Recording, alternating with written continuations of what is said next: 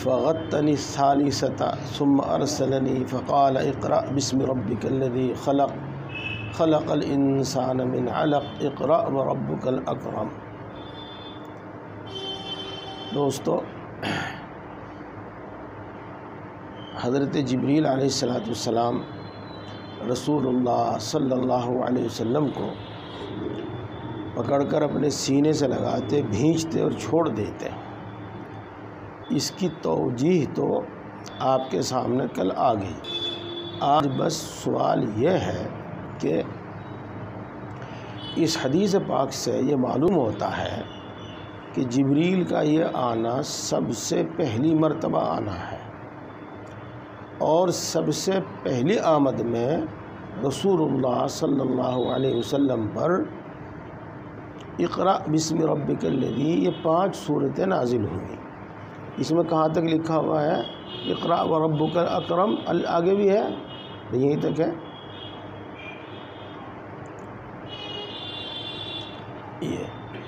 یہ آیت نازل ہوئی، تو اس سے بداہتاً معلوم ہو رہا ہے کہ اول ما نزل به اقرأ بسم ربک الذی خلق ہے، یعنی سورہ علق کی یہ ابتدائی آیتیں اول ما نزل ہے، سب سے پہلے نازل ہونے والی آیتیں یہ ہیں۔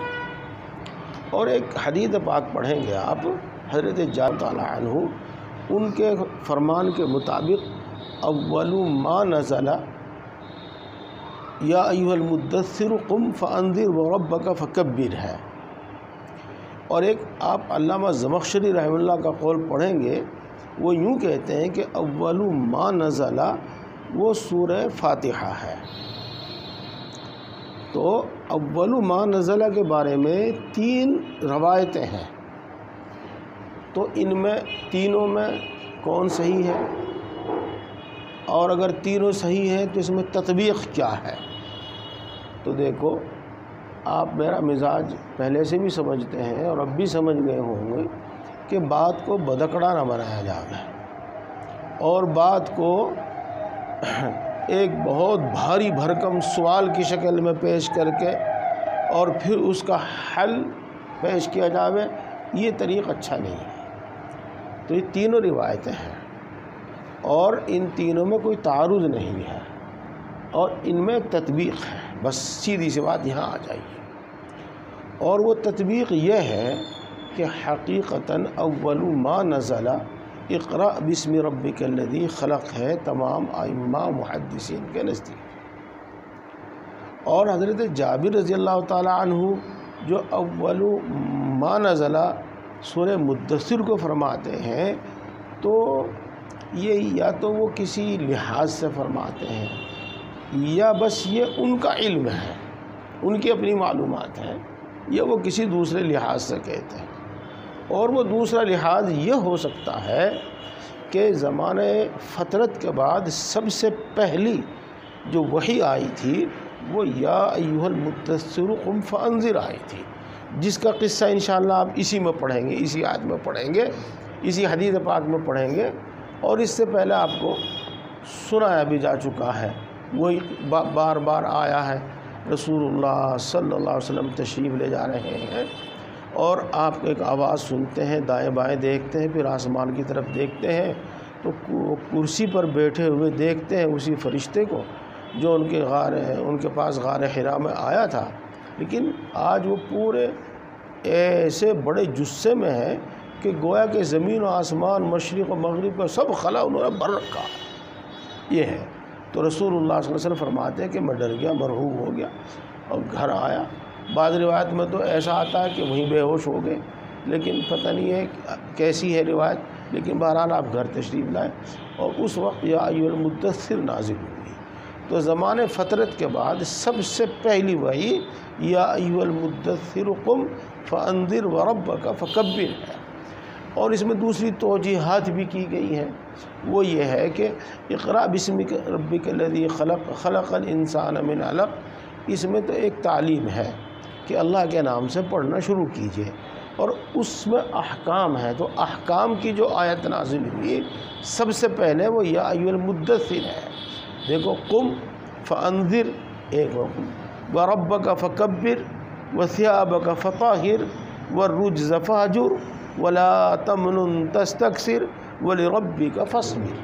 تو یہ 6 احکام نازل ہوئے، تو احکام میں سب سے پہلے وہ نازل ہوئے، تو دونوں میں سے جو اچھا لگے وہ لے لیا جاوے، اور دونوں میں اپنی جگہ پر اچھے۔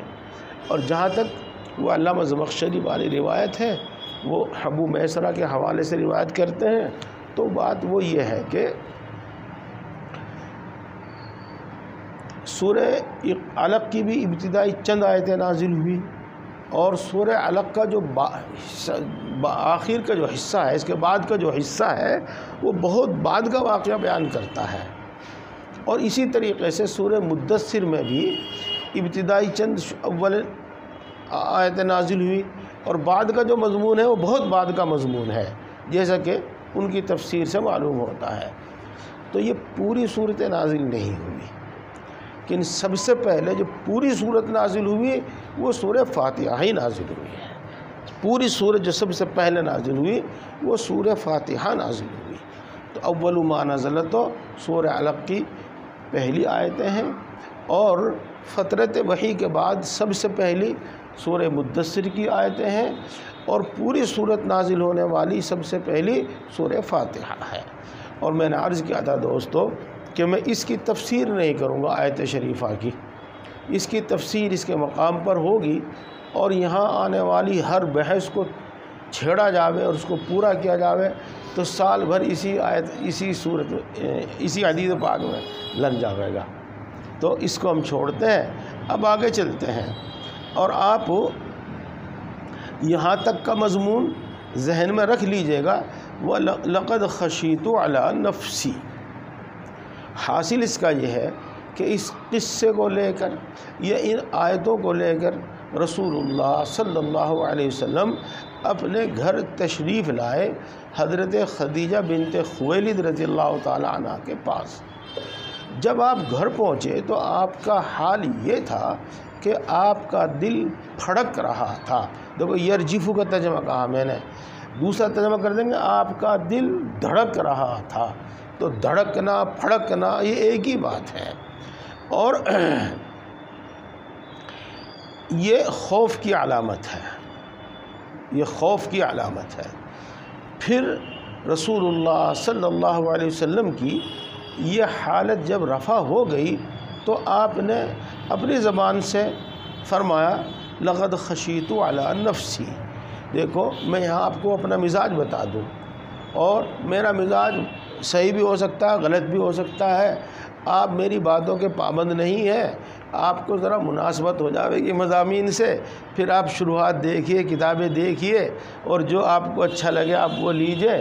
میں محذوفات کا قائل نہیں، جہاں کام ہی نہ چلے تو وہاں حذف کا ارتکاب کیا جاوے، ورنہ سیدھی سادھی جو عبارت ہے اسی کا مطلب لیا جاوے، اور کوئی تعویل واویل نہ کی جاوے، بس سیدھا جو عبارت کا مطلب ہے وہی لیا جاوے۔ اگر ہاں وہ کسی اصول کے خلاف ہے، چلنے والا نہیں ہے، تو پھر تعویل کی جاوے، نہیں تو تعویل کرنے کی کوئی ضرورت نہیں ہے۔ لہذا لقد خشیت علی نفسی میں علی نفسی کا تعلق خشیت سے کر کے مجھے اپنی جان کا ڈر ہے، مجھے اپنی جان کا خطرہ ہے، مجھے تو ایسا لگتا ہے جیسے کہ میں مر جاؤں گا، بس سیدھا ترجمہ یہی ہے۔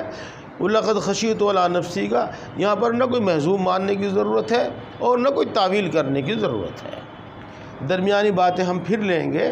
سب سے پہلے اسی پر غور کرتے ہیں کہ آپ کا دل دھڑک کیوں رہا تھا، آپ کا دل پھڑک کیوں رہا تھا، اور جو لقد خشیت علی نفسی بتایا تھا آپ ڈر کیوں رہے تھے، بس اتنی سی بات ہے، سب سے پہلے یہ ہے۔ اور دیکھو دوستو، میں پہلے بھی عرض کر چکا ہوں اور اب بھی میں عرض کر دوں، اور بعض مرتبہ مجھے اشتباہ اس معنی اگر ہو جاتا ہے کہ مطالعے کے دوران وہ بات آتی ہے اور کئی دن کے بعد پھر وہ سبق پڑھانا ہوتا ہے، تو کبھی ذہن میں یہ آ جاتا ہے کہ شاید تو نے بات انہیں پہلے بتائی تھی، حالانکہ وہ مطالعے میں دیکھی تھی۔ تو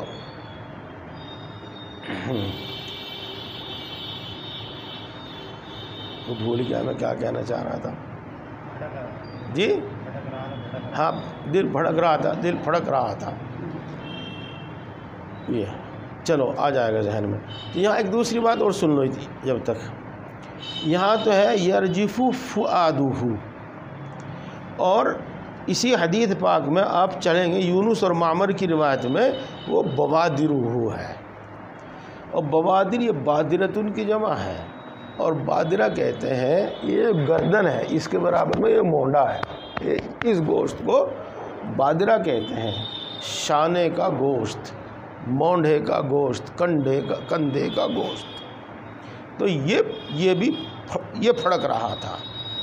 تو چاہے فؤادہ ہو، یہ بھی خوف کی حالت کو بیان کرتا ہے کہ آپ ڈرے ہوئے تھے، یہ بوادر ہو، یہ وہ ہو، وہ بھی ڈر کی کیفیت کو بیان کرتا ہے کہ دل بھی ڈر کی حالت میں دھڑکتا پھڑکتا ہے، اور یہ شانے کا گوشت بھی خوف کی حالت میں پھڑکتا ہے۔ تو آپ کو خوف کس بات کا تھا؟ آپ ڈر کیوں رہے تھے؟ بس سوال یہ ہے۔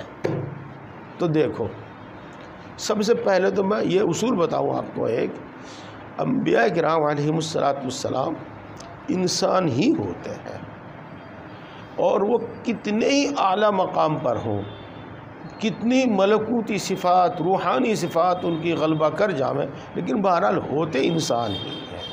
تو انسانی جو تقاضے ہیں، بشریت کے جو تقاضے ہیں، وہ ساتھ رہتے ہیں، ان کے مرتے دم تک ساتھ رہتے ہیں۔ اور اگر بشریت کے تقاضے پر تقاضا ظاہر نہ ہو تو یہ عارضی ایک حالت ہے، یہ عارضی کوئی حالت ہے، اس کو ہمارے یہاں صوفیہ کی اصطلاح میں غلبہ حال کہہ دیتے ہیں۔ تو ورنہ بشری تقاضے ظاہر ہوتے ہیں۔ یہ تو آپ ڈر اس معنی کر رہے تھے، اور آپ کا دل اس لیے پھڑک رہا تھا، شانے کا گوشت اس لیے پھڑک رہا تھا کہ آج دیکھو کتنا عظیم واقعہ پیش آیا ہے۔ اگر ہم ایک ایک بات کو ترتیب سے لیں تو ذرا مناسب ہوگا کہ جبریل آئے ہیں، یعنی سب سے پہلی بار آج فرشتے کو دیکھا ہے۔ دیکھو، انسان کے واسطے یہ بڑی عجیب و غریب بات ہے، اور اس سے آگے بڑھ کر فرشتے کو اس کی اصلی شکل میں دیکھا ہے، اصلی شکل میں دیکھا، اور ظاہر بات ہے کہ وہ انسانوں سے الگ ایک جنس ہے، ایک قسم ہے، اور وہ بھی عجیب و غریب ہے۔ تو وہ عجیب و غریب مخلوق آج دیکھی ہے، پہلی بار دیکھی ہے یہ۔ اس کے بعد دیکھیے آپ کہ حضرت جبریل علیہ السلام ان کو پکڑتے ہیں، بھینچتے ہیں، دباتے ہیں اور چھوڑ دیتے ہیں، اور اتنے زور سے بھینچتے ہیں کہ یوں کہہ لو آپ اپنی اصطلاح میں کہ جبریل کا بھی سانس پھول جاوے ہے، وہ بھی تھک جاوے ہے، اور رسول اللہ صلی اللہ علیہ وسلم کا بھی سانس پھول جاوے اور وہ بھی تھک جاوے۔ اور یہ ایک بار نہیں، 3 بار ہوا، اور اس حدیث پاک میں تو 3 بار ہوا ہے۔ آگے جو آپ حدیث پڑھیں گے بخاری میں ہی، وہ 4 بار ہوا ہے، 4 بار ہوا ہے۔ تو 3 باتیں یہ ہو گئی، 3 باتیں یہ ہو گئی۔ اب اس کے بعد ہاں، اسی میں آپ لے لو، اسی میں لے لو، ظاہر بات ہے کہ فرشتہ دباوے یا انسان دباوے، جب اتنا زیادہ دباوے گا، جس کو ہمارے گاؤں کی زبان میں کہتے ہیں اتنا بے توکا دباوے گا، تو جسم تو دکھے گا، جسم تو دکھے ہی گا، اور جسم کا اثر آدمی کے پھر دل پہ بھی پہنچتا ہی ہے۔ یہ ہوا۔ اس کے بعد آخری بات وہ لے لیجئے گا جو سب سے اہم ہے، کہ آج پہلی بار وحی نازل ہو رہی ہے، اور جب آپ رسول صلی اللہ علیہ وسلم وحی کے عادی ہو چکے تھے، اس وقت بھی وحی کی آمد سے آپ پر اتنا بوجھ ہوا کرتا تھا کہ سردی کے زمانے میں آپ پسینم پسین ہو جاتے تھے۔ اب آپ اندازہ لگائیے گا کہ اگرچہ آپ اس کو سب سے ہلکی والی وحی سمجھیے، یعنی جس میں سب سے کم بوجھ آپ پر ہوا کرتا تھا، وہ لے لیجئے گا، لیکن پہلی بار ہونے کی وجہ سے تو یہ سب سے بھاری ہو رہی ہے، بہت بھاری ہو رہی ہے، تو اس کا اثر جلدی کیسے ختم ہو جائے گا۔ یہ تو پھر اس کے بعد لے لیجئے گا وہ آخری بات، اور جو بہت ہی بڑی بات ہے کہ رسول اللہ صلی اللہ علیہ وسلم کو اب نور نبوت حاصل ہو گیا، اب نبی ہو گئے ہیں۔ اور میں نے کل عرض کیا تھا کہ الشیء اذا ثبت ثبت بلوازمہ، تو نبوت اور نبوت کے لوازمات کا آپ کو ادراک ہو گیا۔ اور نبوت کا سب سے پہلا کام جو ہے اللہ کا پیغام دوسروں تک پہنچانا ہے، اور یہ عام حالات میں بھی کوئی آسان نہیں ہے، عام حالات میں بھی کوئی آسان کام نہیں ہے۔ پہلے تو یہی کہ ٹھیک ہے آپ نبی ہیں اور آپ کو نبوت کا ادراک ہو گیا ہے اور بہت کچھ معلوم ہو گیا ہے، لیکن جتنا کچھ معلوم ہو گیا اس سے زیادہ سوالات پیدا ہو گئے ہیں، اس سے زیادہ سوالات کھڑے ہو گئے ہیں۔ میں اس ذمہ داری کو پوری بھی کر سکوں گا نہیں کر سکوں گا؟ یہ ہم انبیاء کی شان کا احترام کرتے ہوئے کوئی ایسا لفظ جس سے ان کا نقص لازم آوے اعتراض کرتے ہیں، لیکن انبیاء کرام علیہ السلام بہرحال اللہ کے سامنے ایک بندہ ہے، اللہ کے غلام، انہیں تو جواب دہی کا خدشہ ہے۔ اسی واسطے رسول اللہ صلی اللہ علیہ وسلم نے میدان عرفات میں اپنی تبلیغ پر لوگوں کو گواہ بنایا تھا۔ تو میرے اوپر یہ ذمہ داری ڈالی گئی ہے دوسروں تک تبلیغ، میں اس ذمہ داری کو پوری بھی کر سکوں گا کہ نہیں کر سکوں گا، میں اس میں کامیاب بھی رہوں گا یا نہیں رہوں گا۔ دیکھو ہم یہ نہیں کہتے کہ سب باتیں رسول اللہ صلی اللہ علیہ وسلم کو اسی وقت معلوم ہو گئی، لیکن بہرحال آپ سلیم الفطرت انسان ہیں، سب انسانوں میں سب سے زیادہ عقل مند انسان ہیں۔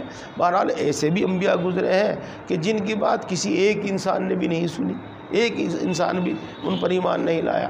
بہرحال ایک بڑی ذمہ داری ہے اور اس کا احساس، اور اس کا لازمی اثر خوف، اس کا لازمی اثر خوف ہے۔ پھر اس کے ساتھ ساتھ رسول اللہ صلی اللہ علیہ وسلم کو معلوم تھا کہ میری قوم کیسی سرکش ہے اور کیسی متکبر ہے۔ اول تو عرب ہی اپنے آپ کو پوری دنیا سے افضل سمجھتا ہے، اور پھر مکے کے باشی اور پھر قریش، وہ کسی کی ماتحتی قبول کرنا گوارا نہیں کریں گے اور آسانی سے قبول نہیں کریں گے۔ تو ایسی سرکش قوم کو پیغام پہنچانا ہے یہ، اور یہ بھی ایک بالکل فطری سی بات ہے کہ ایک شخص جب دوسروں کو ان کی مرضی کے خلاف بات بولتا ہے تو دوسرے کو غصہ آتا ہے، اور وہیں سے عناد اور لڑائیاں شروع ہوتی ہیں۔ تو بہرحال یہ تو بہت ابتدائی سی باتیں ہیں، ان سب چیزوں کا آپ کو ادراک ہوا تو آپ کو خوف ہوا، اور اس خوف کی بنا پر آپ کا دل دھڑکنے لگا، شانے کا گوشت پھڑکنے لگا۔ یہ اور جہاں تک یہ کہ مجھے اپنی جان کا خطرہ ہے تو دیکھو اللہ آپ کو بھی مجھے بھی محفوظ رکھے۔ ہم سب کا غالباً اکثر لوگوں کا یہی حال ہے کہ جہاں ذرا سا بخار بڑھ جاوے بس یہ محسوس ہونے لگتا ہے کہ بس یہی مرض الموت ہے، یہی مرض الوفات ہے بس۔ اور اگر خدا نخواستہ کرونا کی بیماری یا کوئی اور بیماری آ جاوے تو اس وقت تو اگر ذرا سا کھانسی نزلہ ہو جاوے تب وہ تیاری کرنے لگتا ہے قبر میں جانے کی۔ تو یہ ایک انسانی فطرت ہے کہ جب اس پر ایک انجانا سا خوف طبیعت پر آیا تو انہوں نے کہا لقد خشیت علی نفسی۔ تو نہ اس میں کوئی نقص ہے، نہ یہ آپ کے کمال کے خلاف ہے، اور نہ ہی یہ بتاتا کہ رسول اللہ صلی اللہ علیہ وسلم کو کسی قسم کا شک و شبہ تھا یا آپ کسی غلط فہمی کا شکار ہو گئے تھے، ایسا کچھ نہیں ہے۔ بس اس ڈر کی وجہ اور سینے کے اس کے دل کے پھڑکنے اور شانے کے گوشت کے پھڑکنے کی یہی وجہ ہو سکتی ہے، اس کے علاوہ اور کیا وجہ ہو سکتی ہے یہ۔ اب میں آپ کو ایک دوسری بات بتاتا ہوں، اس پر ہمیں کوئی تعجب نہیں ہے کہ رسول اللہ صلی اللہ علیہ وسلم کا دل کیوں دھڑک رہا تھا اور آپ لقد خشیت علی نفسی کیوں کہہ رہے تھے، بلکہ ہمیں تو تعجب اس پر ہے کہ آپ صلی اللہ علیہ وسلم وہاں بے ہوش کیوں نہیں ہو گئے، اور آپ اپنے پیروں چل کر گھر کیسے آ گئے، اور تعجب اس پر ہے کہ وہاں آنے کے گھر پہنچنے کے بعد بھی سب سے وہ بات کہی جو عقل کا سب سے زیادہ تقاضا تھا اس وقت، کیا مجھے چادر چادر اڑا دو مجھے، چونکہ خوف کے وقت عام طور سے بدن لرزتا ہے اور حرارت غریزی اندر ہو جاتی ہے اور سردی لگتی ہے، یہ عام سی بات ہے۔ تو اس وقت جو عقل کا تقاضا تھا، سب سے زیادہ تقاضا، سب سے پہلا تقاضا آپ نے وہ کیا۔ تو یہ بتاتا ہے، اس پر تعجب ہے، اس پر تعجب نہیں کہ آپ کا دل کیوں دھڑک رہا تھا۔ یہ بہرحال یہ ہو۔ اب ہم دیکھتے ہیں حضرت مریم علیہ السلام نبی تو نہیں ہے، لیکن بہرحال اتنی مقدس شخصیت ہے کہ اللہ تبارک و تعالیٰ نے قرآن پاک میں ان کا کئی مرتبہ ذکر فرمایا ہے۔ تو ان کو ایک معمولی سا مسئلہ پیش آیا تھا۔ معمولی سا مسئلہ یہ تھا کہ وہ حضرت زکریہ علیہ السلام کی بھانجی تھی، یعنی آپ کی سالی کی بیٹی تھی۔ حضرت زکریہ علیہ السلام وہ خالو تھے حضرت مریم کے، یہ اور حضرت مریم اس زمانے کی اولیاء اللہ اور نیک لوگوں میں شمار ہوتی تھی، چونکہ وہ بیت المقدس کے عبادت گزاروں میں سے ایک تھی، اور وہی تھی بس عورت، ورنہ مرد ہوا کرتے تھے سب، صرف وہی ایک تھی عبادت گزاروں میں عورت، وہی تھی صرف ایک۔ یہ اب جب ان کو یہ عارضہ پیش آیا کہ فرشتے کے پھونک مارنے سے وہ حاملہ ہوئی، تو وہ اس کو بہرحال اللہ تبارک و تعالیٰ کی طرف سے تائید و حمایت تو حاصل تھی ہی، برداشت کرتی رہی، چلتا رہا کام۔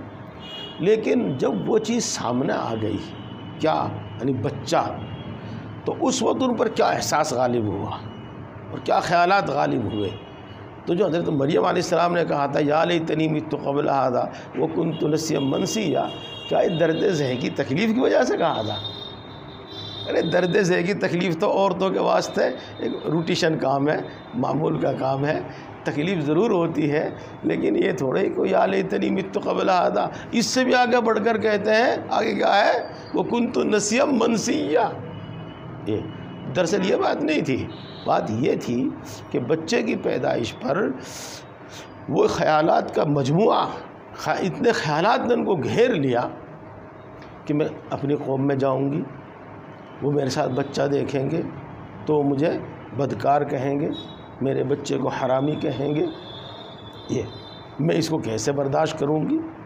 بس یہی اس وقت جو اللہ تبارک و تعالیٰ نے پہلے ہی فرما دیا تھا، جبریل نے پہلے کہہ دیا تھا، کیا کہا تھا نا، انی اعوذ بک من الرحمن ان کنت تقیا، قال انما انا رسول ربک، نہیں یہ کیا، انما انا رسول ربک لأہب لک غلاما زکیا، صاف صاف بات ہوئی تھی، کسی گول مول بات نہیں ہوئی تھی، من جانب اللہ ہے یہ، اور یہ کہا امرا مقضیہ، اب تو چاہ یا نہ چاہ، تیار ہو یا نہ ہو، یہ تو ہو گیا، ہو گئے گا ایسا۔ یہ سب باتیں حضرت لیکن یہ سب باتیں آپ کے ذہن سے نکل گئی، اور یہ غالب آ گیا کہ میں اپنی قوم کو کیا منہ دکھاؤں گی، تو اسی خیال سے بولی یا لیتنی مت قبل ھذا وکنت نسیا منسیا۔ تو دیکھو رسول اللہ صلی اللہ علیہ وسلم کو کتنا بڑا معاملہ پیش آیا۔ اچھا یہیں میں ایک دوسری بات کہہ دوں، فناداہا من تحتہا اللہ تحزنی وقد جعل ربک تحتک سریا وہزی الیک بجذع النخلۃ تساقط علیک رطبا جنیا۔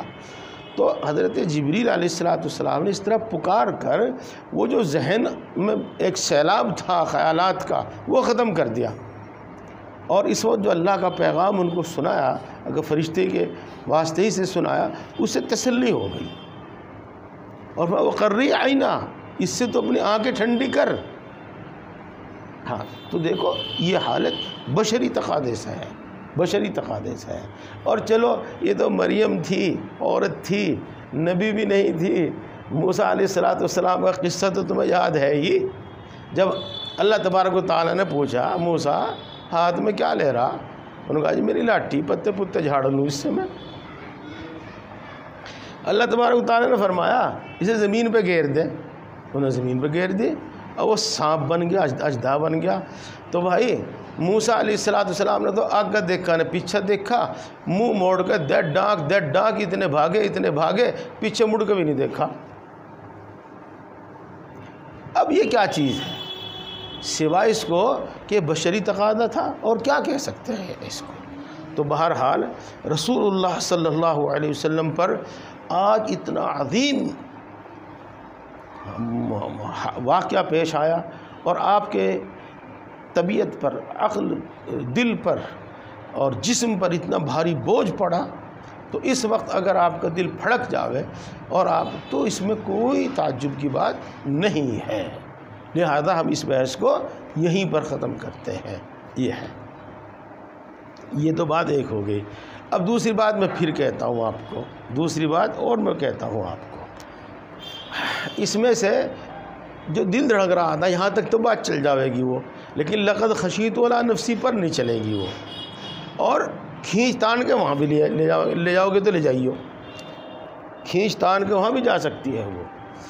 ہمارے صوفیہ کے یہاں کہتے ہیں لطیفہ قلب کو جاری کرنا، لطیفہ روح جاری کرنا، لطیفہ سر، لطیفہ خفی، لطیفہ اخفا جاری کرنا، یہ ہے۔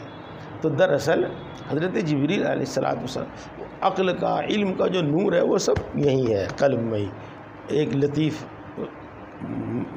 جسم ہے۔ یہ جو قلب انسانی ہے نا، یہ نہیں، اسی میں ایک لطیف جسم ہے قلب، وہ ہے۔ تو وہ جاری ہوا تھا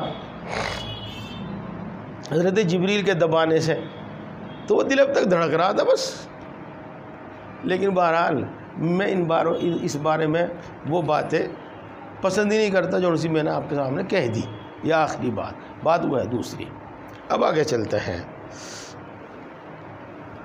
رسول اللہ صلی اللہ علیہ وسلم جب گھر پہنچے تو آپ نے فرمایا زملونی زملونی۔ بعض لوگ یوں پوچھتے ہیں کہ جمع کا صیغہ کیوں ہے یہاں پر؟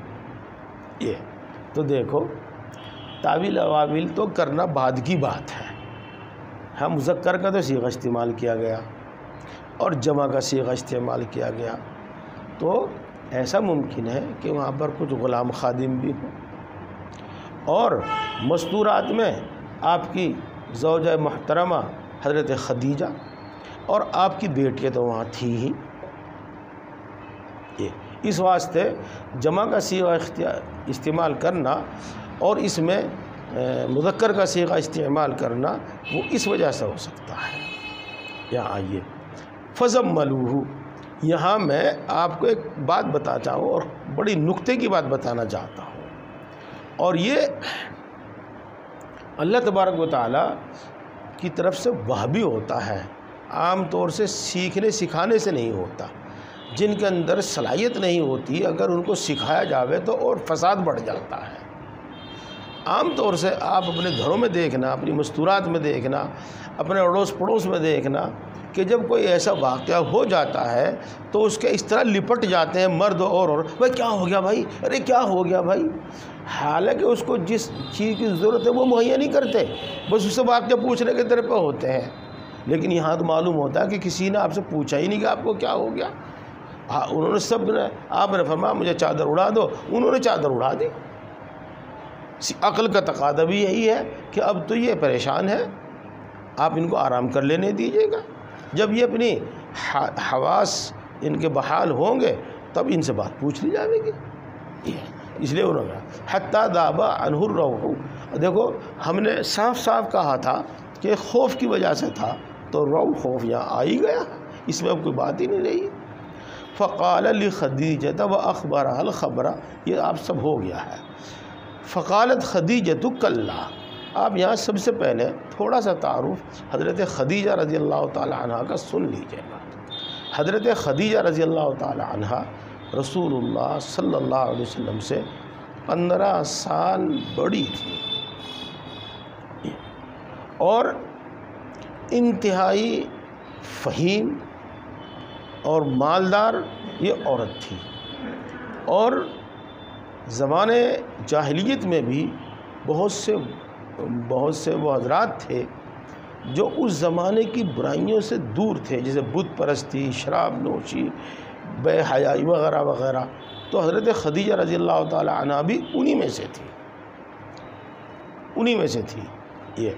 اور یہ جو آگے آ رہے ہیں نا نوفل، ایک تھے اسد، اسد کے دو بیٹے تھے، ایک خویلد اور ایک نوفل۔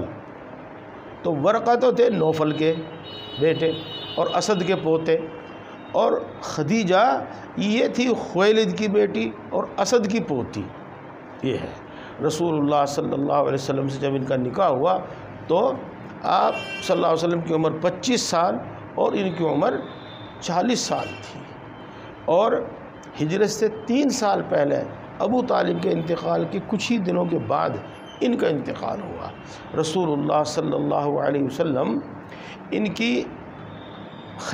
جو رسول اللہ صلی اللہ علیہ وسلم کے ساتھ خیر خواہی تھی اور بر وقت رسول اللہ صلی اللہ علیہ وسلم کی دل جوئی کے ساتھ ساتھ ہمدردی تھی، عملی یعنی تعاون تھا، اس کی بنا پر ان کو بہت یاد فرماتے تھے، بہت یاد فرماتے تھے، بلکہ حضرت اتنی یاد فرماتے تھے، اتنی یاد فرماتے تھے۔ دیکھو میں آپ کو بتاؤں، کچھ الفاظ ایسے ہیں جو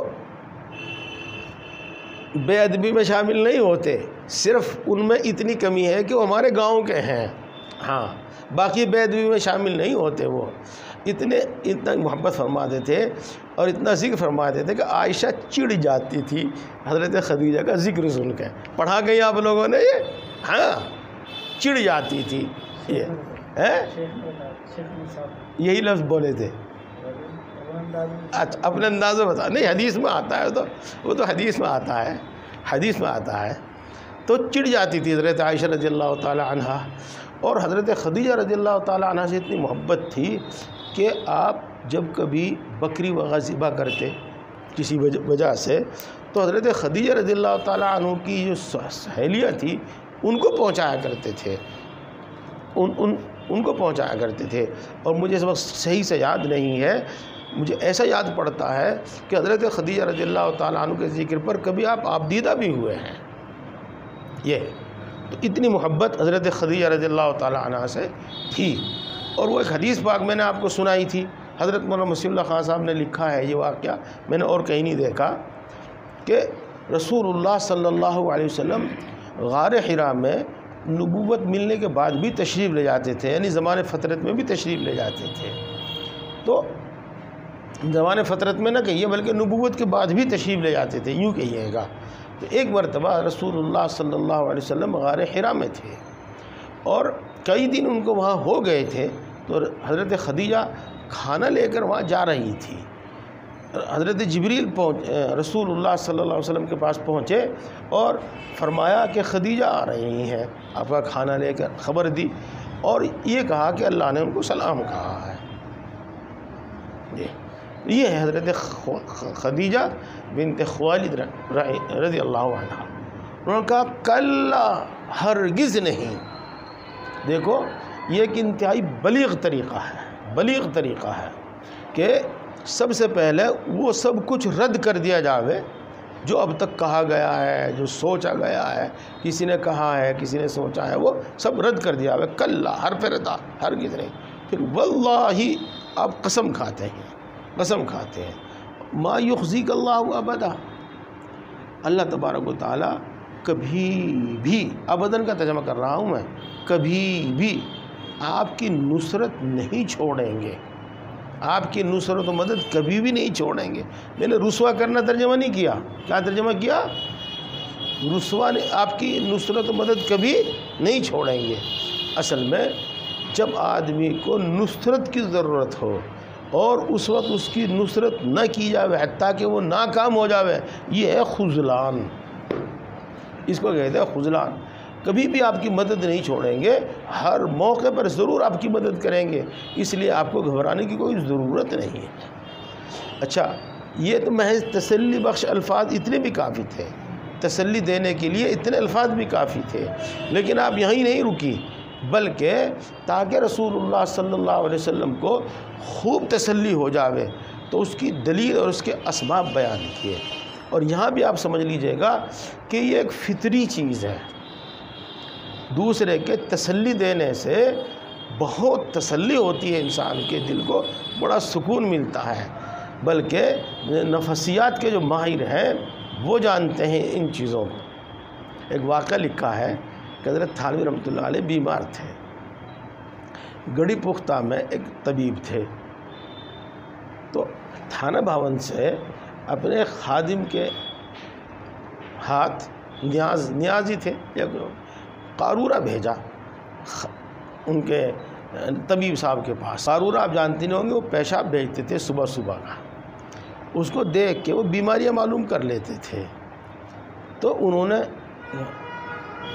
دیکھ کر کہا کہ اوہو یہ شخص کیسے زندہ ہے، اس میں تو حرارت غریزی بالکل بھی نہیں ہے، جس سے آدمی کی اندر قوت ہوتی ہے، چلتا پھرتا ہے، وہ بالکل بھی نہیں ہے۔ یہ بات حکیم جی نے کہہ دی اور اس نے سن لی۔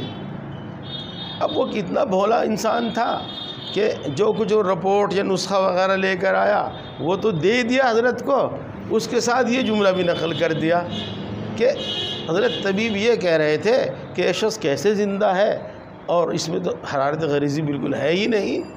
تو حضرت بڑے خفا ہوئے، تو نے یہ جملہ کیوں نقل کیا؟ اگر انہوں نے کہی دیا تھا تو تمہیں کیا ضرورت تھی میرے سامنے نقل کرنے کی؟ جاؤ باہر جاؤ، اور تھوڑی سی دیر کے بعد آپ کہنا کہ یوں کہو کہ حکیم جی نے کہا کہ کچھ نہیں، تم ٹھیک ہو جاؤ گے۔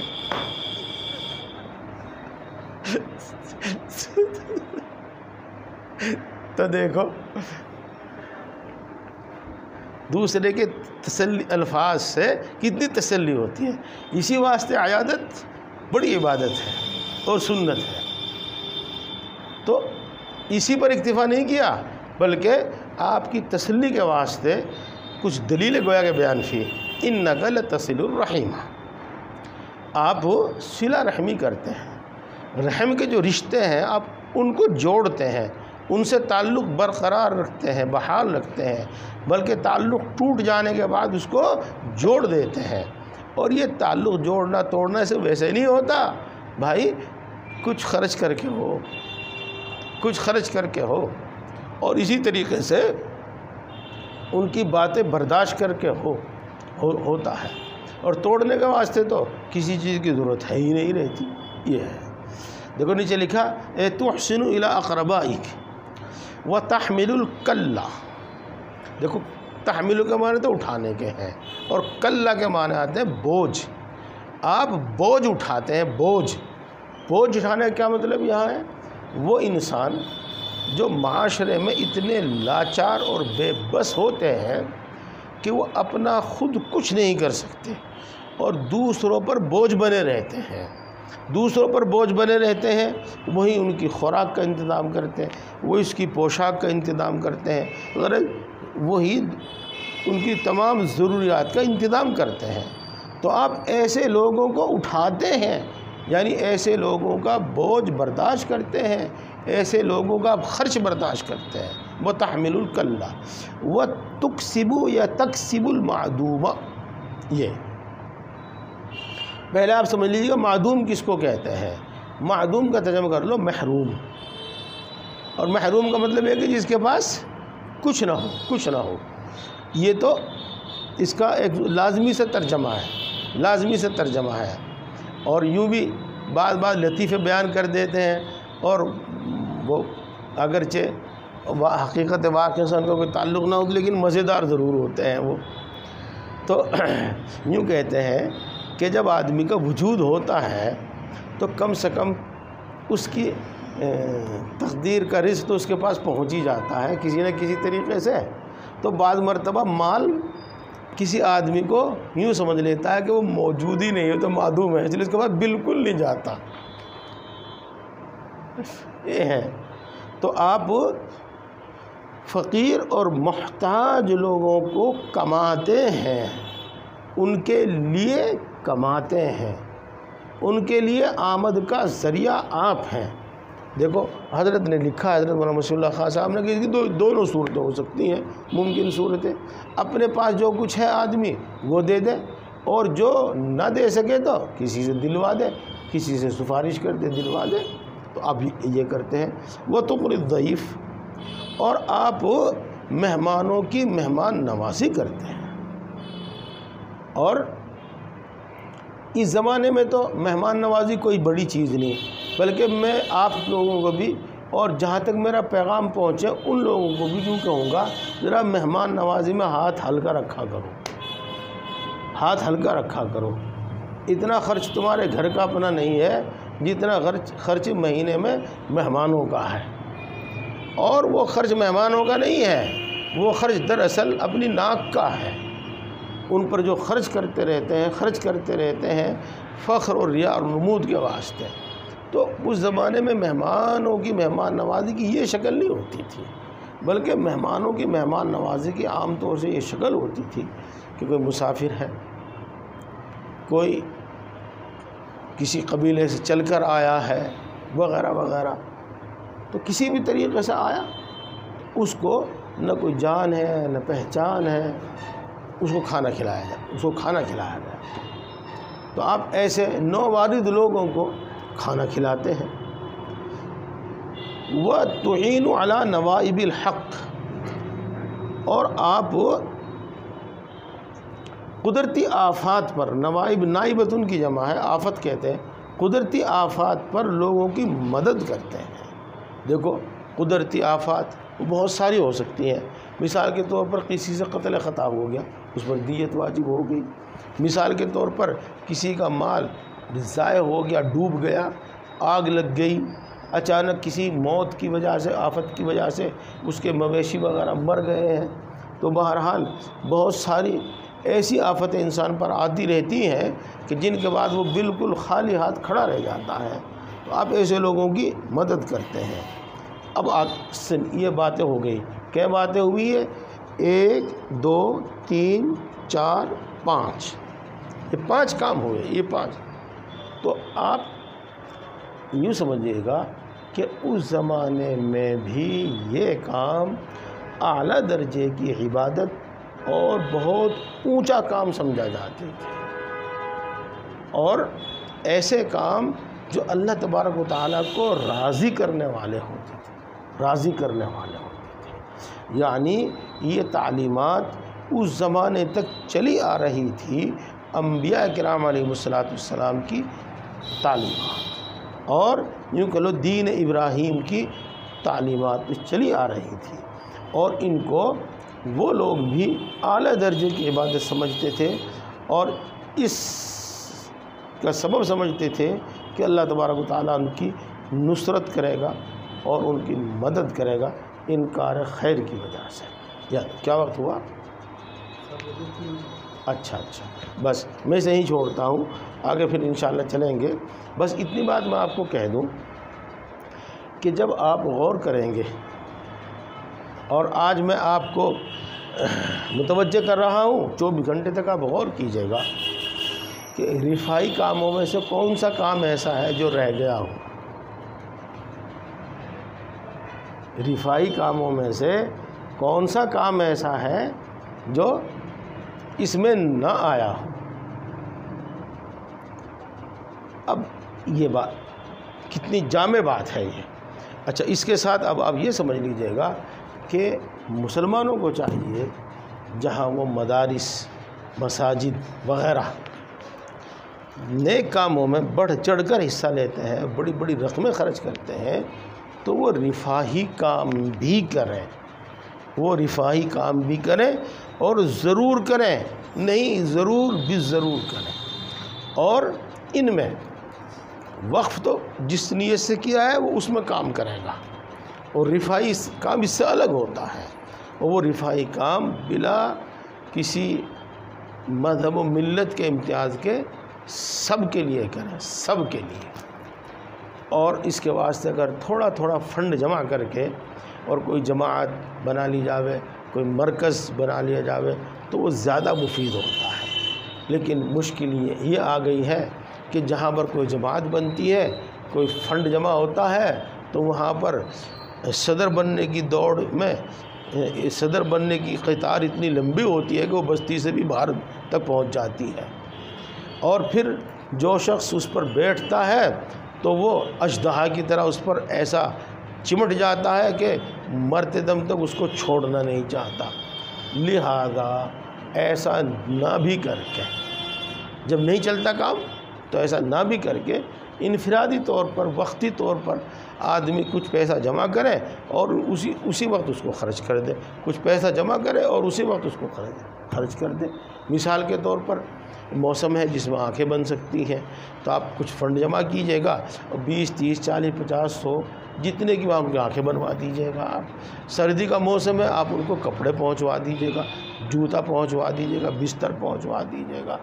اسی طریقے سے مثال کے طور پر یہ بھی ایک اچھی بات ہے کہ سخت گرمی کا موسم ہے اور اس میں جگہ جگہ ٹھنڈے پانی کا انتظام کر دیا جاوے یا میٹھے پانی کا شربت کا انتظام کر دیا جاوے، یہ بھی اپنی جگہ پر ایک دوسری بات ہے۔ اور ایسے ہی اور بھی بہت ساری اس کی صورتیں ہیں، بہت ساری بیوائیں ہیں جو باہر نکل کر کام بھی نہیں کر سکتی۔